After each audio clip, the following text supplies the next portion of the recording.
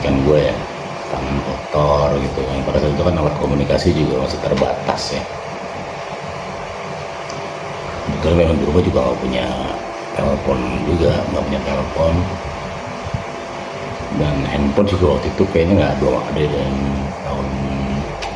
tahun 2000-an itu handphone juga masih ada, cuman masih orang sedikit lah yang punya ya, orang-orang kayak tentuanya. Jadi orang tua gue tuh ngelatin gue begitu gue pulang kerja, kan pulang seminggu sekali gue pulang kerja, tangan gue masih kotor, yang namanya tukang sablon kan penuh dengan cat tangan. Terus nyokap gue nanya, "Cip, lu kerjanya belum selama ini sholat nggak?" By the way, bokap sama nyokap itu termasuk orang yang agamis ya, dan gue juga sebenarnya juga waktu lagi sekolah tuh lulusan pesantren ya. Jadi bisa dibilang kalau bicara agama, kelas setelah lulus SD itu gue masuk ke MTS atau SMP ya, setara dengan SMP. Itu gue masuk pesantren setelah lulus SD. Jadi kelas 1 MTS sampai dengan lulus kelas 3 MTS. Cuman begitu gue udah lulus dari pesantren, nanti lah gue bakal cerita tentang kehidupan gue di pesantren ya sebelumnya. Dan memang berkesan juga sih, tapi itu kita cut dulu untuk yang perihal pesantren, tentang pendidikan gue pesantren. Seru juga sih nanti kalau memang video ini memang mendapatkan respon yang baik dan positif dan mungkin bisa mengedukasi, gue bakal cerita lebih detail lagi tentang siapa gue. Ya, tadi sampai di mana? Sampai di apa tuh tadi gue lupa. Ya, pendidikan ya. Ya.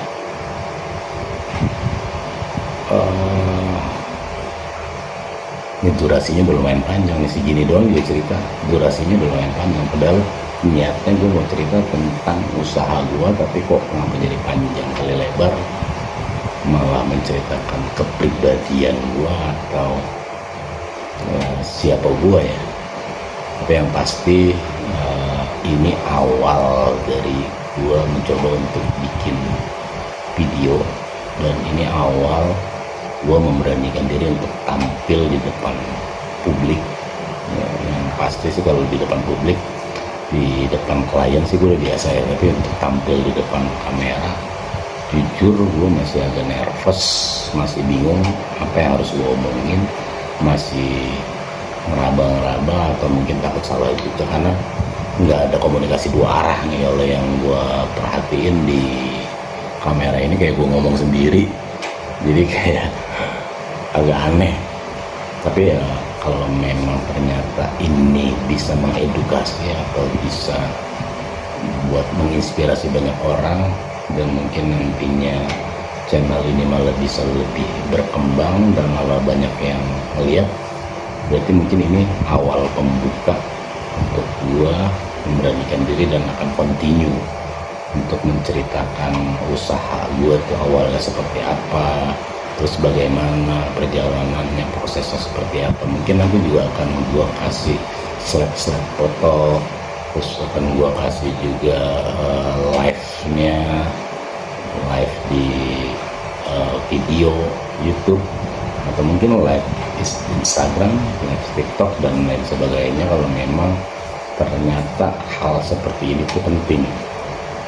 Karena selama ini gue berpikir hal-hal kayak gini tuh kayaknya nggak banget gitu ya, tapi seiring banyak di beranda gue yang lewat tentang orang ngomong, orang ibaratnya mengedukasi, bahkan gue sendiri terinspirasi karena ada banyak teman-teman YouTuber yang tampil depan kamera menjelaskan tentang suatu hal, dan mereka gamblang banget, dan dari situ gue termotivasi untuk kenapa gue nggak coba bikin branding tentang usaha tailorku ini, tentang gue secara pribadi. Tapi setelah gue rasa nih di menit ke yang ke-15 yang sekarang ini, gue ngerasa kayaknya memang nyaman juga sih lama-lama. Mungkin memang harusnya sih seperti ini. Is okay lah, walaupun gak ada yang nonton, setidaknya gue udah mulai memberanikan diri untuk tampil di depan kamera, dan mungkin ini akan tersebar luas di beranda-beranda kawan-kawan yang lain. Dan kalau toh memang ini menginspirasi, dan kalau toh memang ini ternyata layak untuk diteruskan, gue akan coba teruskan. Kembali lagi ke usaha tailorku yang udah gue diriin ya dari tahun 2012. Jadi sebelumnya gue memang ngikut belajar ya. Sorry tadi lari ke sablon ya. Ya, sebelum gue menjalankan usaha tailor, ada banyak tuh ternyata cerita di balik itu semua. Jadi gue jadi tukang sablon dulu, gue udah bisa, gue jadi tukangnya, udah bukan lagi jadi kenek. Terus gue mencoba untuk memperkaya ilmu sablon gue, sampai akhirnya gue dipercaya di beberapa tempat di Grogol, terus lanjut lagi ke daerah dekat rumah gue sendiri gitu. Cuman pada akhirnya gue memutuskan untuk berhenti sablon, walaupun pada saat itu ilmu sablon gue udah lumayan berkembang ya, karena gue yang tadinya cuma bisa sablon kartu nama, lanjut gue bisa sablon ke plastik, lalu ke kardus. Wah, banyak banget sih sebenarnya cita-cita menarik jauh sebelum gue buka usaha tailor ini. Terus karena memang satu dan lain hal, dan yang pasti karena memang dorongan dari orang tua, tekanan juga dari orang tua, dan memang itu positif. Karena kalau memang yang namanya jadi tukang sablon, itu biasanya tangan tuh akan identik dengan kotoran tinta ya. Jadi tinta itu melekat di tangan, dan gue yang pasti males banget tuh buat nyuci sampai bersih banget. Terus yang namanya mau sholat, yang ditanyakan tadi sama nyokap gue, lu sholat Johor, asar, maghrib, akhirnya gue jawab apa adanya. Iya mah, awalnya sih gue masih nutupin, tapi lama-lama gue juga berasa sendiri sih, gue nggak jujur sama orang tua gue, padahal yang ditanyakan itu hal yang positif. Iya mah, Acit memang jarang sholat selama kerja di sablon.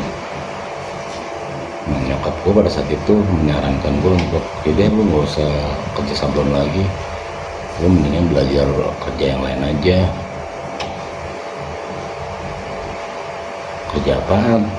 Kebetulan kan abang ipar gue, empok gue tuh nikah sama seorang penjahit jas ya, dia spesialis jahit jas.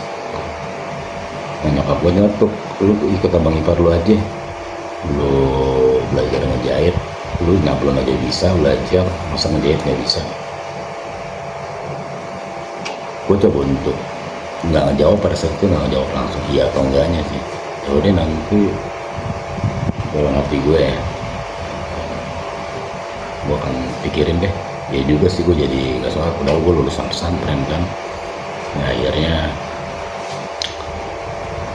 seminggu kemudian gue ngambil keputusan, iya deh, gue ikut saran nyokap gue untuk belajar jahit. Dan kebetulan abang ipar gue memang butuh tenaga bantuan ya, kenek juga sih, pada akhirnya butuh kenek untuk supaya jahitan jasnya itu lebih cepat gitu kan. Jadi kalau jas itu misalkan jahit badan luar, jahit badan dalam, itu semua prosesnya panjang banget, jadi butuh tenaga tambahan lah, kayak semacam kenek gitu. Nah, akhirnya seminggu kemudian gue mengiyakan, gue ngambil keputusan, gue berhenti di dunia sablon. Sayang nggak sayang ya, dengan ilmu yang udah gue dapetin, akhirnya gue coba untuk belajar menjahit sama abang ipar gue. Prosesnya panjang juga sih kalau mau diceritain ya. Nah, jadi mungkin sampai di sini dulu kali ya sesi untuk saat ini, karena jujur gue masih bingung nih apa yang harus gue katakan, apa yang harus gue ceritakan. Tapi yang pasti ini awal pertama kali Padahal akun YouTube gue sendiri ini dari tahun 2017 kalau nggak salah gue udah mulai punya akun YouTube, tapi gue masih yang nggak ngerti cara ngegunainnya. Dan sementara orang-orang di luar sana yang akun YouTube-nya baru, belum begitu lama tapi udah bisa berkembang, kan bisa banyak bawa manfaat buat orang banyak. Mungkin sekian dari gua, terima kasih buat yang udah nonton. Kita akan sambung lagi next di sesi yang berikutnya ya. Ini cuman tester pertama kali gua tampil depan kamera, tampil apa adanya tanpa mic. Nah, untuk supaya suara gue lebih keluar. Adapun gue pegang handphone ini sebenarnya cuma buat nutupin face gue sih. Gue masih agak malu, masih agak risih tampil depan kamera. Jadi sebenarnya ini cuma rekaman aja sih, rekaman di kamera gue pakai, dan sekaligus juga buat nutupin sebagian face gue ya, karena memang balik lagi gue kepribadiannya itu orangnya pemalu dan introvert juga sebenarnya, tapi gue dipaksa untuk tampil maksimal di depan klien.